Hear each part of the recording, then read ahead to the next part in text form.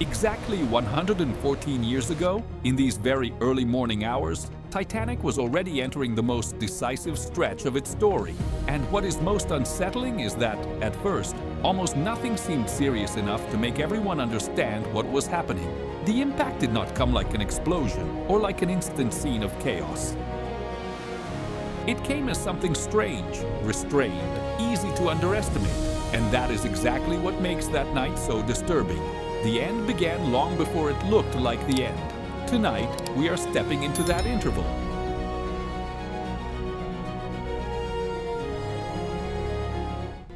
On the night of April 14, 1912, the ship still carried the image of stability that helped build its fame. Lit corridors, orderly lounges, cabins filled with ordinary routines, people resting, people talking, people simply living through a voyage that felt safe. For much of the passenger list, any change in that moment could be read as a minor detail, not a warning.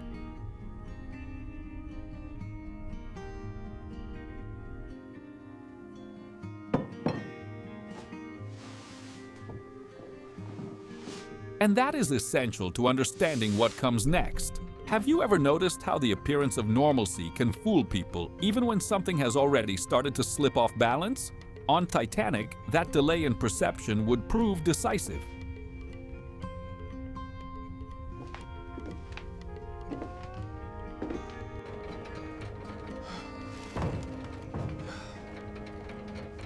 The contact with the iceberg did not take the form of a devastating head-on collision, the way many people still imagine it. What happened was a glancing scrape along the side, partly below the waterline, long enough to feel strange, but subtle enough to be misunderstood. There was no explosion. There was no cinematic jolt that threw everyone to the floor. Some woke up, some opened their cabin doors, some assumed the ship had simply changed rhythm. You can stop running, it's strong point.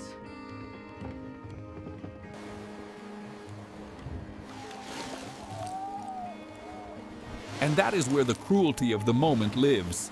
The real problem already existed, but it still had not taken on the look of a catastrophe. And without that look, a lot of people keep calling danger a detail.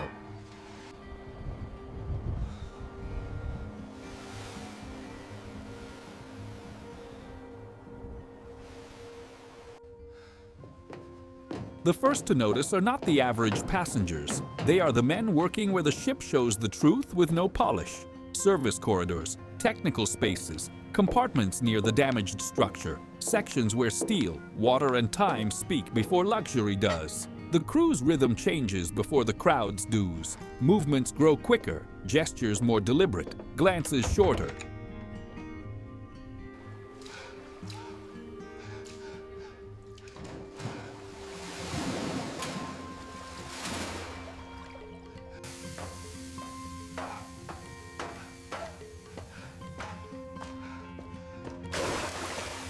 It is there, behind the scenes, that the early morning begins to lose its false calm.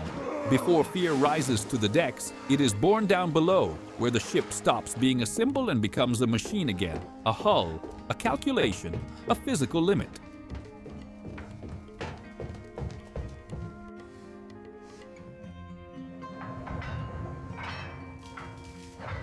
Water does not need to rush in violently to become fatal. It only has to keep coming, hit the wrong places, and move faster than the safety margin can handle.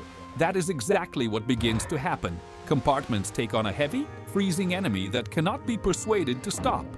Watertight doors are activated, areas begin to be sealed off, and the engineering reality of the damage has to be understood in an absurdly short window.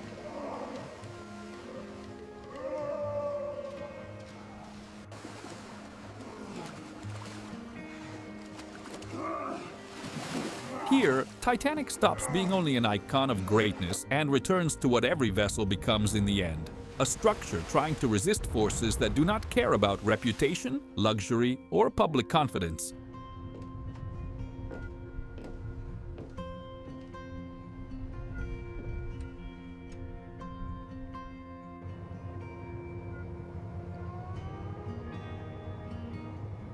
Up above, the image remains almost deceptive. Outside, the night is clear, dark, cold, and seemingly motionless. Inside, the reading of the situation begins to harden. The bridge and the command spaces become an uncomfortable contrast. The windows show an ocean that still looks under control, while the decisions being made there already carry the weight of what may not be reversible.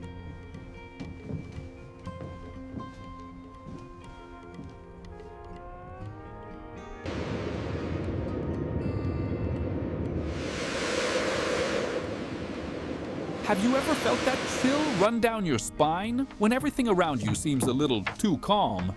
That is it. The setting does not reveal the full severity, but the behavior of those commanding the ship begins to say otherwise with unmistakable force.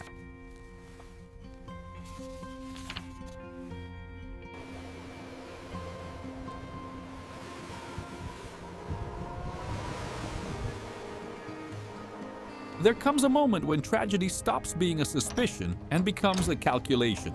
What matters now is no longer just the size of the ship, or the confidence it inspired, or the emotional weight of accepting what is happening. What matters is how many compartments have been breached, how much longer the structure can still respond, and at what point the design loses its margin for survival.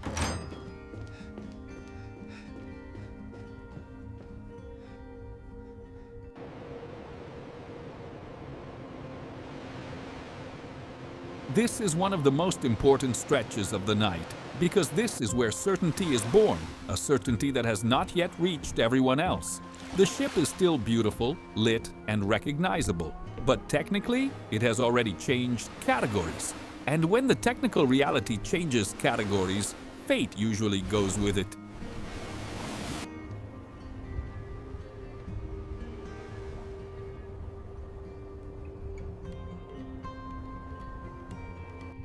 Maybe this is one of the cruelest images of the entire night. Titanic still looks magnificent.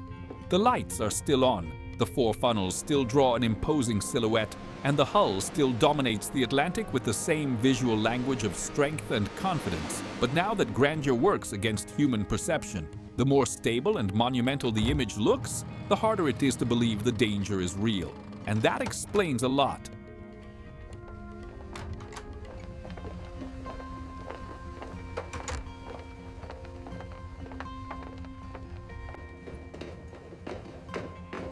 Because it was not easy to look at that ship and accept that it was doomed. The human eye wants to trust what it sees. The problem is that, in those early morning hours, what people saw was lagging behind what was already happening.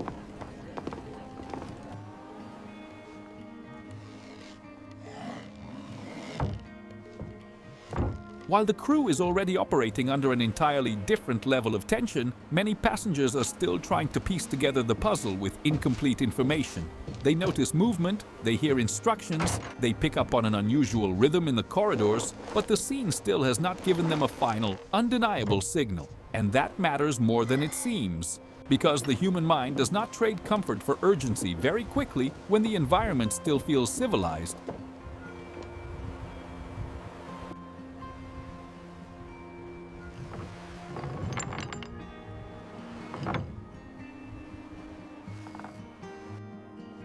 Illuminated and apparently functional. Here is one of the key ideas of the video. Disaster does not spread all at once. First, it is technical, then it becomes operational. Only later does it become collective perception. And by the time it reaches everyone, the time available is no longer the same.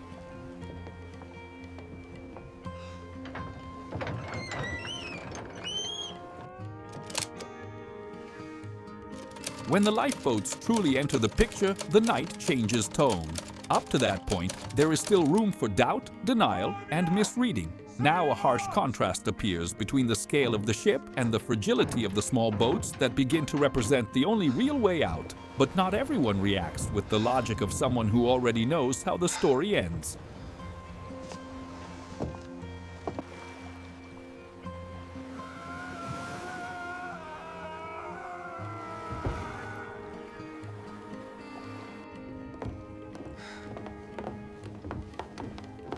A lot of people hesitate. A lot of people look at a lifeboat and think, is this really safer than the largest ship in the world? It sounds absurd, but that was the real decision in front of them. And the delay in accepting that trade would cost far too much.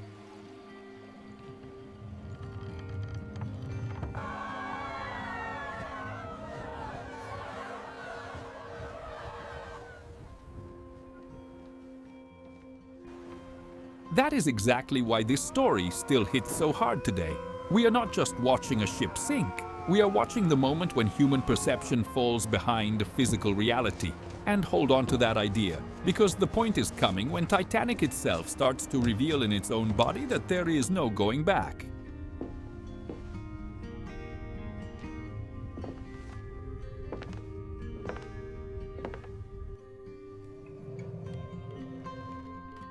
Stay with us until the end, because the most decisive part of this early morning is not the impact itself, but the instant when it is no longer possible to treat any of this as exaggeration, misunderstanding, or excessive caution. When that moment arrives, the video shifts into a different phase, and the ship does too.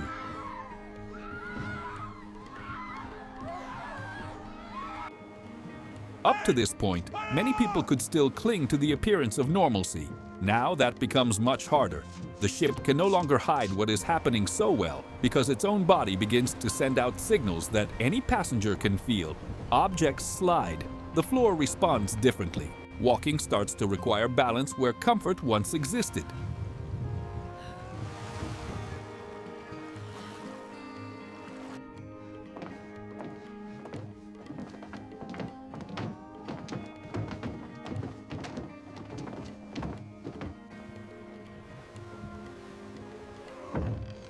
You know that moment when the mind keeps trying to deny it, but the body has already understood first? That is exactly where we are. Titanic stops being only a backstage technical concern and begins to turn into physical evidence, spread throughout the entire ship.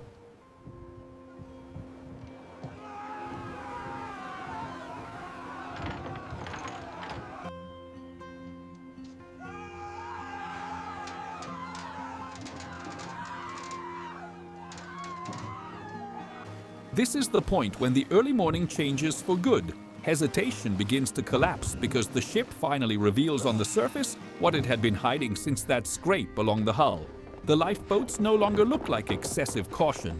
The crew's urgency can no longer be read as simple precaution. And the people who arrive late to that realization suddenly understand, in one brutal shock, that lost time does not come back.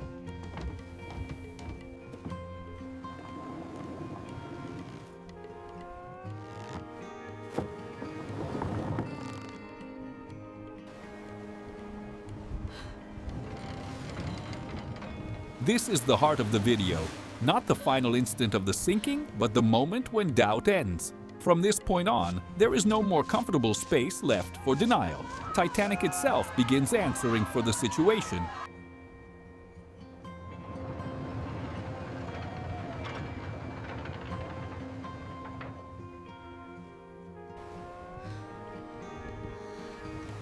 When the truth really spreads, it does not bring calm clarity. It brings consequences. The corridors move faster, the stairways become harder, the lines grow more tense, and every boat that lowers leaves behind a brutal sense of lost time.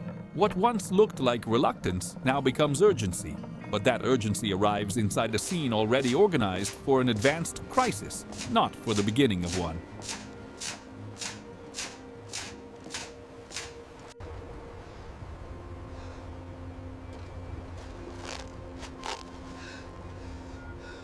And that completely changes the human weight of these final hours, because many people only begin to act when the ship can no longer maintain the appearance of safety. And by then, plainly speaking, the clock is already in a different stage.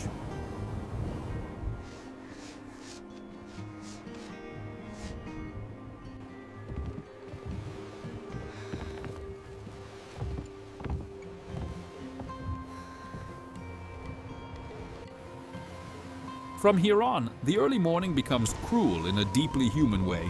It is no longer only about engineering, structure, or estimates of buoyancy. It is about who goes up first, who waits, who hesitates, who tries to keep someone close, who arrives early, who arrives late, who still believes in order, and who has already been overtaken by fear. Decisions no longer fit into long explanations. They now have to fit into painfully short seconds.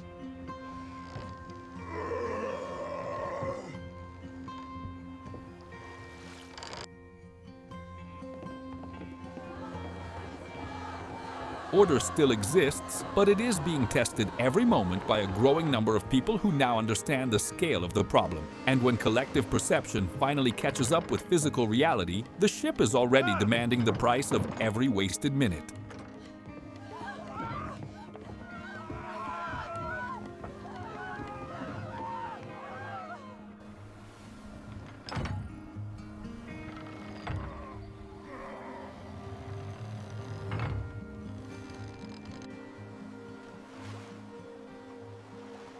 There comes a point when the cold stops being scenery and becomes a character. The wind cuts through everything. The metal freezes hands. The deck turns treacherous.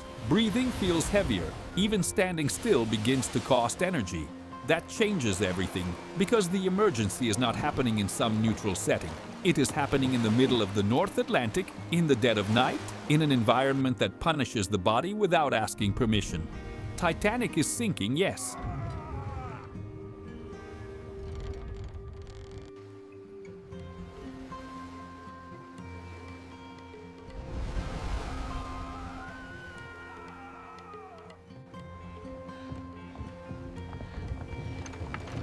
But the cold is also taking ground, and it does so in silence, in the cruelest way imaginable. It is a threat that does not shout, does not arrive like an explosion, but keeps shaping behavior, pace, and human endurance all the same.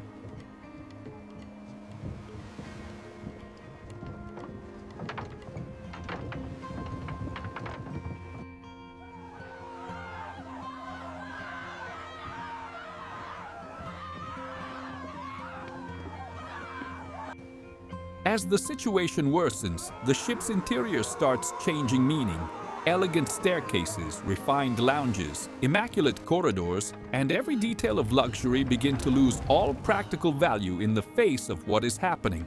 What once signaled status now becomes obstacle, tilted surface, route of passage, a place of haste and imbalance. That has enormous visual force, because Titanic was designed to impress, to comfort, to project safety and grandeur.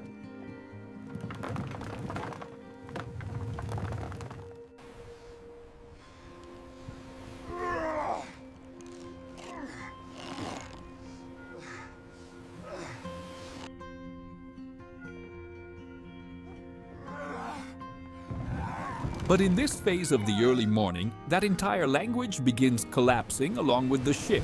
And that is when a powerful contrast emerges. The sophistication is still visible, but it can no longer protect anyone from what is coming.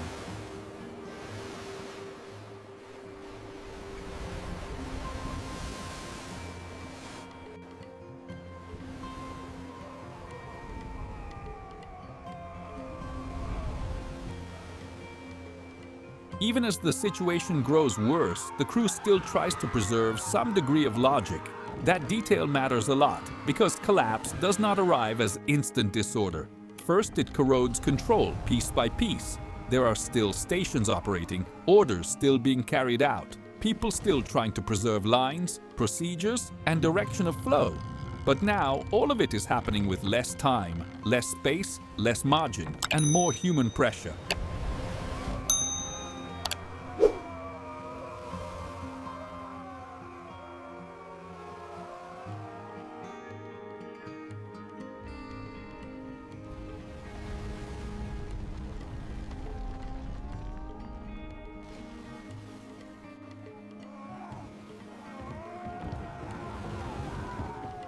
The structure of the evacuation is still standing, but it is already working at the very edge. And edge is a dangerous word at a moment like this, because all it takes is one small delay, one extra hesitation, one group arriving too late, and what was already at the limit starts becoming insufficient.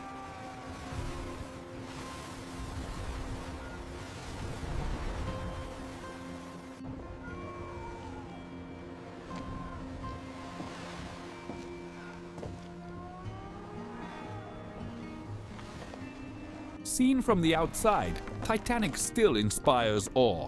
And maybe it does so precisely because it begins to feel impossible that something so massive could be losing a battle to the water.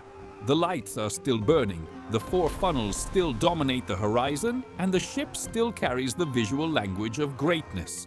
But now that greatness appears warped by the angle, the viewer needs to feel this clearly.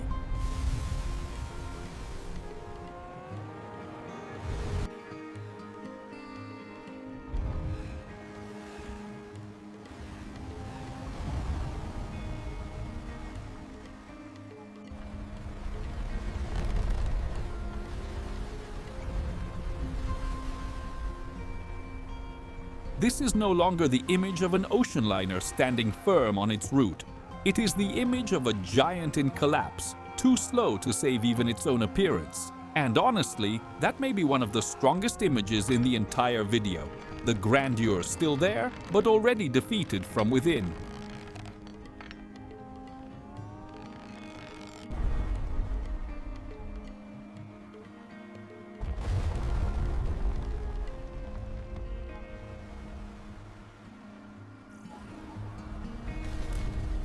There comes a moment when no one needs to be convinced anymore. No one has to interpret hurried footsteps, watch the crew's faces, or guess orders from the rhythm in the corridors.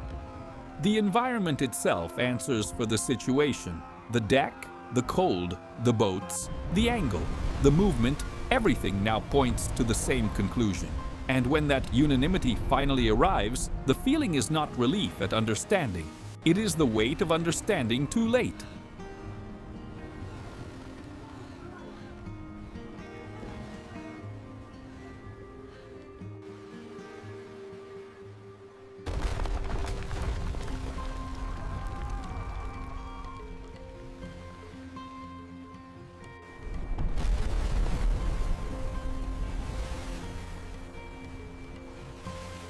Titanic is no longer explaining anything in a low voice, now it is showing it. And when a ship that size has to show in its own body that there is no return, the margin for human reaction is already far smaller than it looked just minutes earlier.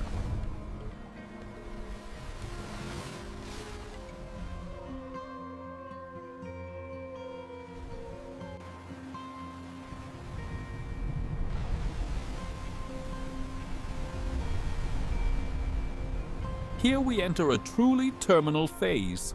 The bow sinks deeper, the ship's posture changes in an unmistakable way, and the difference between front and stern begins to dominate the entire visual reading of the disaster.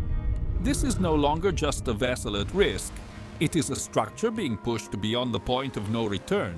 That needs to be clear in the video.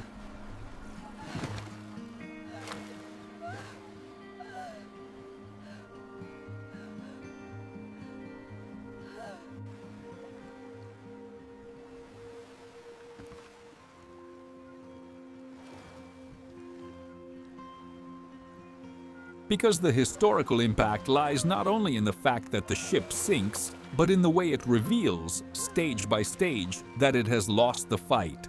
The bow drops, the sea rises in the frame, the body of the ship changes, and each passing minute brings that massive form closer to a transition that can no longer be undone.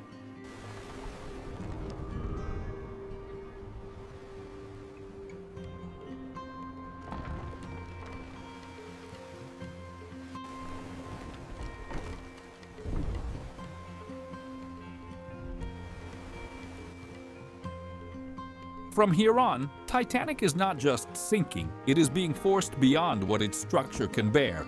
The bow plunges deeper, the difference between front and stern stops being a detail and starts commanding the scene, and the ship begins to behave like a body under extreme tension. This is where many simplified versions of the story fail, because this was not a clean disappearance, not sudden, not orderly.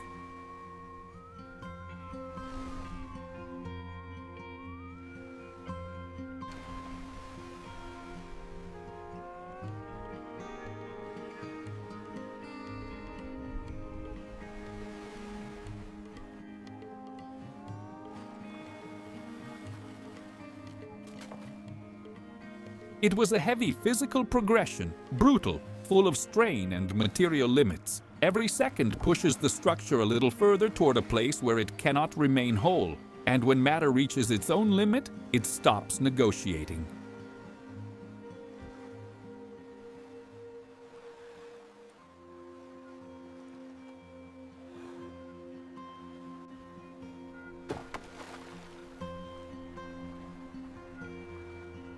When the structure fails, the shock is not only visual, it also changes the logic of the entire night.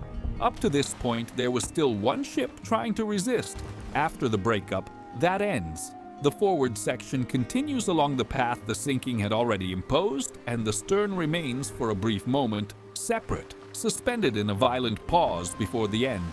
And notice how that changes the reading of the disaster.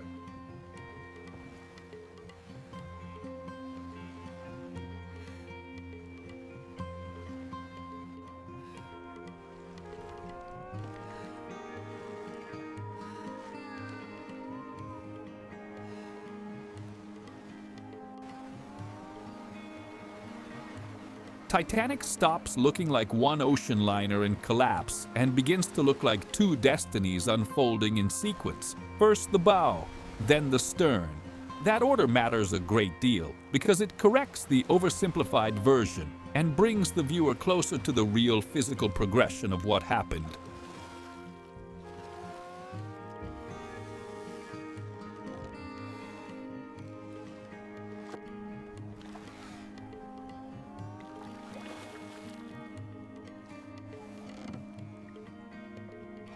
This is one of the harshest moments in the narrative because now the end is isolated, visible, and far too short. The stern still resists for a brief span, but there is no possible future left there. The angle becomes extreme. The physical effort required just to stay standing or hold on to something is nearly impossible, and the ocean takes complete control of the scene. There is no appearance of stability left to fool anyone. There is no technical margin left, no hope of reversal.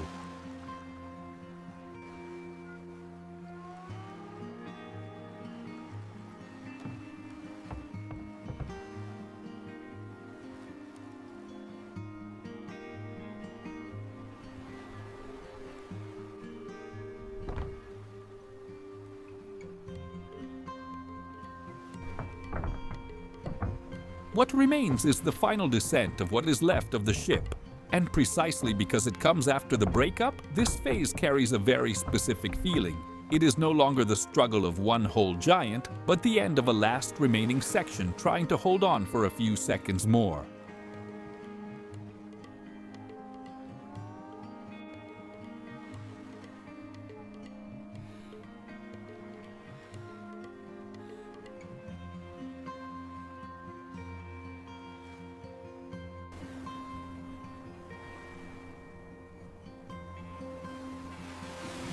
And then Titanic is gone.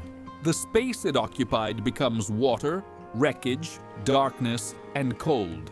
That contrast is brutal. A ship that dominated the horizon just hours earlier disappears, and in its place remain scattered human points across the North Atlantic. The video needs to hold on that emptiness, because the disappearance does not end the tension. It transforms the tension into something else.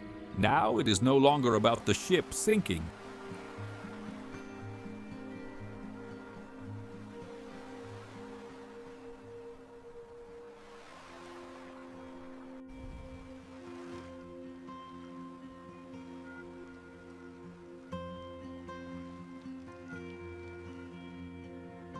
It is about what happens to those left in the water, those inside the boats, those who survived the structural collapse but still have to face the rest of the night. And because the video is being released on April 15th, this block carries extra weight. This is where the date stops being a reference and becomes a presence.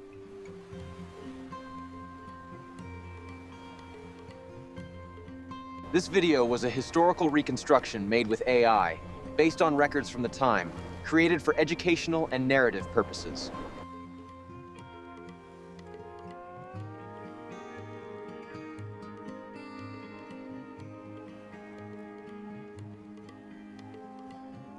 After the collapse comes an even quieter phase, and because of that, an even heavier one.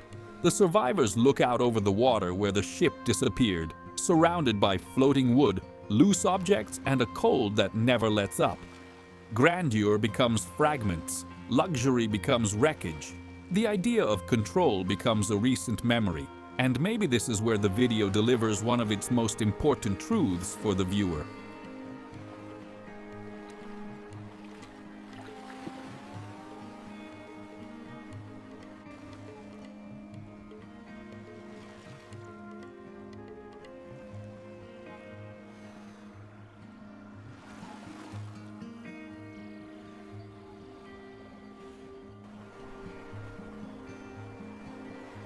Titanic does not end only in the instant of the sinking. It continues in the scale of the emptiness it leaves behind. It continues in the scattered lifeboats, the dark water, the people trying to understand what is still happening around them. The end of the ship is not the immediate end of the human experience of that early morning.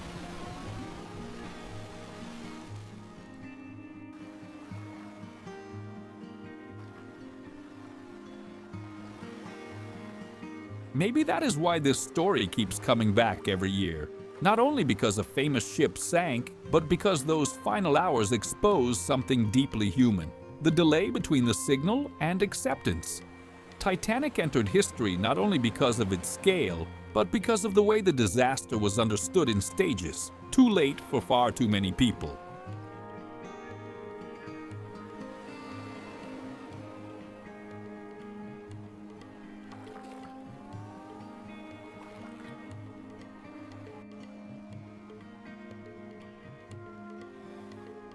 In the early morning hours of April 15, 1912, the ship vanished beneath the surface. But 114 years later, what still remains is the question this story leaves hanging in the air. How long does it take us to understand that something has already slipped out of control? And worse, how often do we only accept that when the margin to act has already become far too small?